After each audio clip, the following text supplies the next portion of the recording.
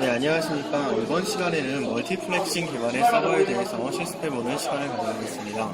먼저 지난 시간까지는 다수의 클라이언트가 서버에 요청을 할 때마다 프로세스를 계속해서 생성시켜주는 멀티 프로세스 기반의 서버를 학습을 했었는데, 이번 시간에는 멀티플렉싱을 이용해서 서버를 구현하는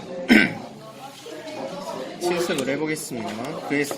거기에 관해서 가장 중요한 것이 셀렉트 함수인데, 이 셀렉트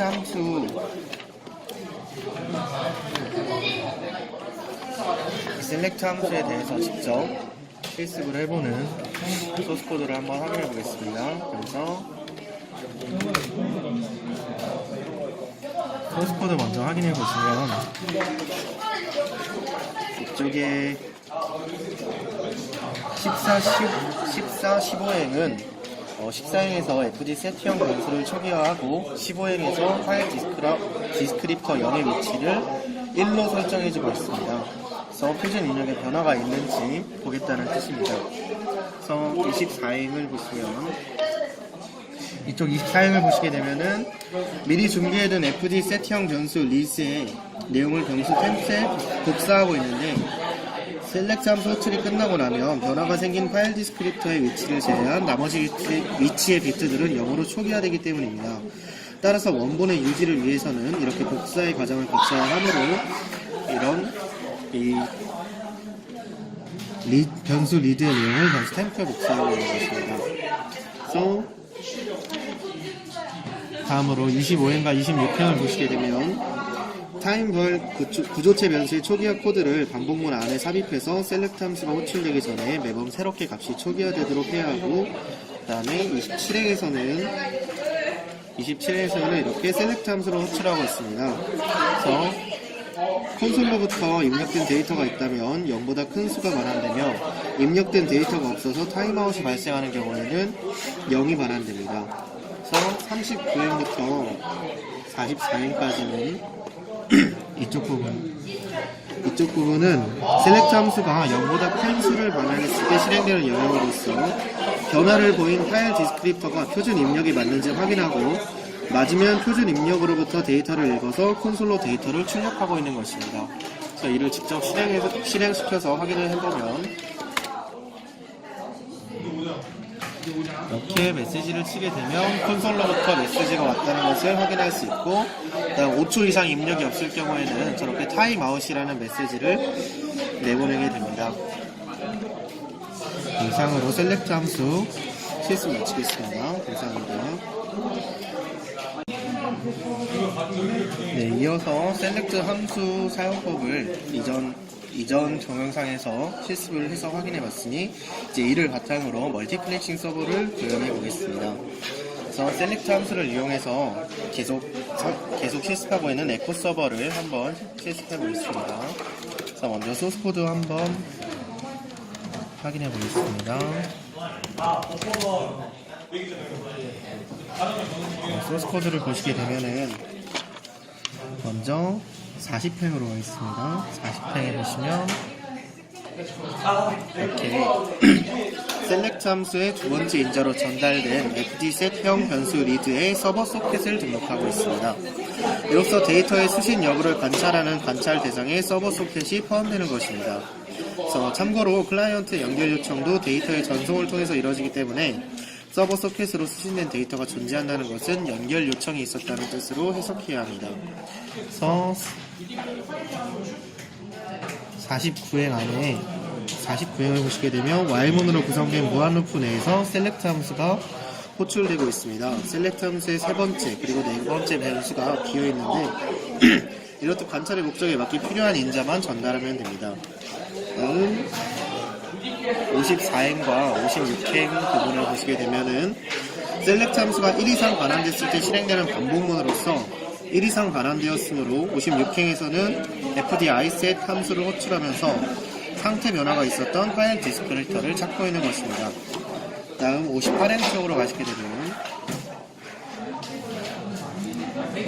이쪽으로 오시게 되면 상태 변화가 확인되면 제일 먼저 서버 소켓에서 변화가 있었는지 확인하고 서버 소켓의 상태 변화가 맞으면 이어서 연결 요청에 대한 수량의 과정을 진행합니다.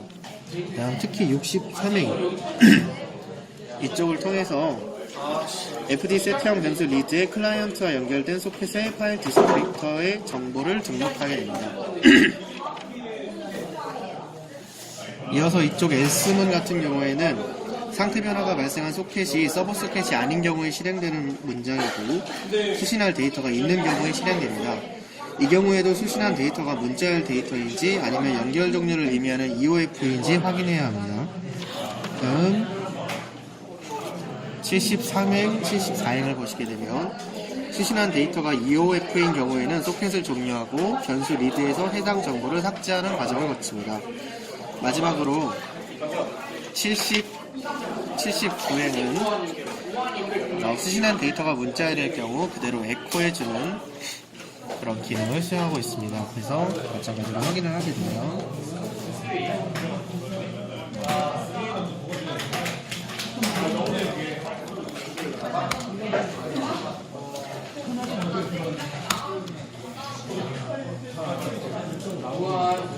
이렇게 서버를 열어주고 클라이언트를 이용해서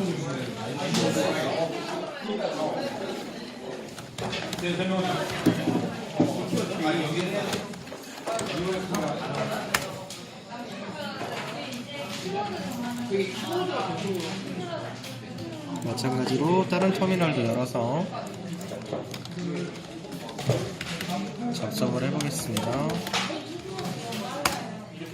그래서 서버 측에서는 클라이언트가 가중 접속을 할 때마다 몇 명의 클라이언트가 접속을 하고 있는지 확인을 할 수 있고, 마찬가지로 클라이언트는 메시지를 입력할 때마다 서버로부터 문자열을 에코받는 것을 확인할 수 있습니다. 다음 마찬가지로 클라이언트들이 연결을 종료할 때마다 이렇게 클로즈드 클라이언트라고 클라이언트들이 연결 종료한 것을 알려주는 역할을 하고 있습니다. 이렇게 에코 서버 클라이언트 모델 실습 마치겠습니다. 감사합니다. 네, 학습 지침서 연습 문제 동영상 시작하겠습니다. 1번 멀티플렉싱의 특징을 설명할 시험입니다.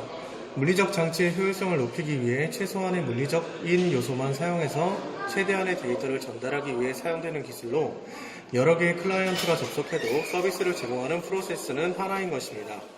다음 2번 멀티프로세스 기반의 다중접속 서버와 멀티플렉싱 기반의 다중접속 서버의 차이점을 설명할 시험입니다. 멀티프로세스 기반의 다중접속 서버는 클라이언트가 접속할 때마다 새로운 프로세스를 생성하는데, 멀티플렉싱 기반 다중접속 서버는 클라이언트가 몇 개를 접속해도 프로세스를 하나만 사용한다는 차이점이 있습니다. 3번 멀티플렉싱 기반의 다중접속 서버를 구현하기 위해 사용하는 셀렉트 함수의 기능은 무엇인가입니다. 한 곳에 여러 개의 파일 디스크립터를 모아두고 동시에 관찰할 수 있다는 기능이 있습니다. 4번은 셀렉트 함수 호출 전에 설정되어야 할 사양은 무엇인가인데, FD 세트형 함수를 이용해 파일 디스크립터 설정, 수신, 전송, 예외에 따라 구분해 모으고 사용합니다. 파일 디스크립터 검사 범위를 지정하고 타임아웃을 설정합니다. 5번은 셀렉트 함수의 프로토타입과 인자 내용을 설명하시어 있는데, 프로토타입은 보시는 바와 같고, 인자는 maxFD는 검사 대상이 되는 파일 디스크립터의 수, 리드셋은 FD 세트형 변수에 수신된 데이터의 존재 여부에 관심 있는 파일 디스크립터 정보를 모두 등록해서 그 변수의 주소값을 전달하는 인자입니다. 라이트셋은 FD 세트형 변수에 블로킹 없는 데이터 존재 여부에 관심 있는 파일 디스크립터 정보를 모두 등록해서 그 변수의 주소값을 전달합니다. except셋은 FD 세트형 변수의 예외 상황의 발생 여부에 관심 있는 파일 디스크립터 정보를 모두 등록해서 그 변수의 주소값을 전달합니다. 타임아웃은 셀렉트 함수 호출 이후에 무한정 블로킹 상태에 빠지지 않도록 타임아웃을 설정하기 위한 인자를 전달합니다. 7번 셀렉트 함수의 파일 디스크립터 검사 범위를 설정하는 방법은 무엇인가? 셀렉트 함수의 첫 번째 매개 변수와 관련이 있습니다.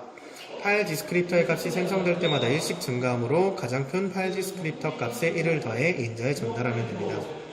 8번 셀렉트 함수 호출 반환값의 종류와 의미는 무엇인가인데, 오류 발생 시에는 -1이 반환되고 타임아웃에 의한 반환 시에는 0이 반환됩니다. 그리고 관심 대상으로 등록된 파일 디스크립터에 관련된 변화가 발생하면 0보다 큰 값으로 반환되는데, 이 값은 변화가 발생한 파일 디스크립터의 수를 의미합니다. 이상으로 동영상 마치겠습니다. 감사합니다. 네, 이어서 교수님이 제시하신 셀렉트 함수를 이용한 채팅 서버와 채팅 클라이언트 실습 동영상 시작하겠습니다.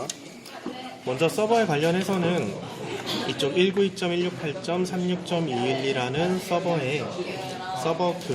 모델이 구축되어 있고, 그 다음 이쪽 클라이언트 쪽에서는 이 서버의 IP와 포트를 이용해서 접속을 해보겠습니다. 그래서 클라이언트 2명이 접속을 하게 되면 input 닉네임이라는 메시지가 뜨게 되고, 여기서 자신의 닉네임을 서로 입력을 하게 되면은 이렇게 웰컴 투 채팅 룸이라는 환영 문구가 뜨게 되고, 그 다음 이쪽에서 메시지를 치게 되면 이쪽 클라이언트에서도 마찬가지로 해당 유저가 입력했던 닉네임과 해당 유저가 입력한 문자열 데이터가 이쪽으로 전송되게 되고, 그 다음 이쪽에서도 마찬가지로 헬로우라는 문자를 치게 되면 이쪽 클라이언트 모델에서도 해당 유저가 설정한 닉네임과 문자열 데이터가 이렇게 채팅하듯이 구현되는 것을 확인할 수 있습니다. 그래서 자유롭게 채팅을 할 수 있는 모델을 구현한 것입니다. 이상으로 실습 마치겠습니다. 감사합니다.